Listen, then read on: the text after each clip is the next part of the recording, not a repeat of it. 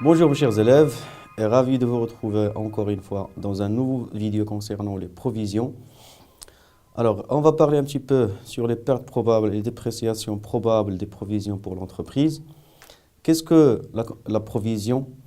Quels sont les types des provisions et comment on peut procéder bien sûr au calcul des provisions et à la comptabilisation de ces provisions? D'abord, c'est quoi une provision?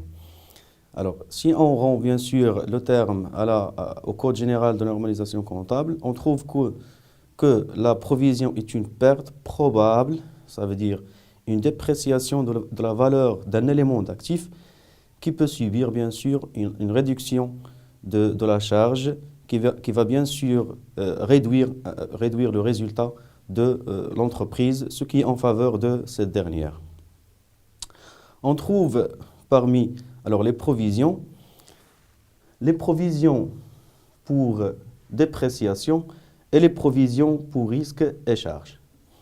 Les provisions pour dépréciation, on parle des deux types dans votre programme. Il y a les provisions sur les créances, ça veut dire le portefeuille des clients de l'entreprise, et les provisions sur les titres. D'abord, c'est quoi une provision pour dépréciation? La provision pour dépréciation est la constatation comptable de la dépréciation de la valeur d'un élément d'actif résultant de causes dont les effets sont incertains. Ça veut dire que l'entreprise constate une perte sur un élément d'actif, que ce soit un client ou un titre, un TVP, ça veut dire un titre et valeur de placement. Un TP, ça veut dire des titres de participation ou des titres immobilisés. L'entreprise doit bien sûr constater la constatation comptable de cette dépréciation pour qu'elle puisse bien sûr constituer une provision sur cette dépréciation.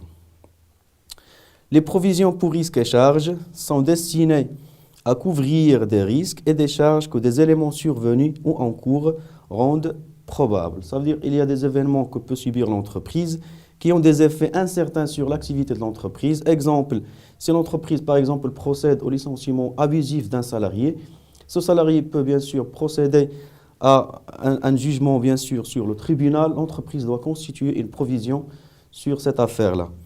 On peut trouver les provisions pour risques et charges durables, ça veut dire les provisions qui sont de plus d'un an, et les provisions pour risques et charges non durables, ça veut dire les provisions qui sont de moins d'un an. Bien sûr, pour bien préciser ces termes, bien sûr, cette leçon des provisions, on va voir chaque type à part et on va voir des exemples, bien sûr, et des corrigés de ces exemples pour bien sûr, éclaircir les choses. On va se retrouver dans quelques instants. Merci de votre attention et restez toujours sur notre site bactv.ma.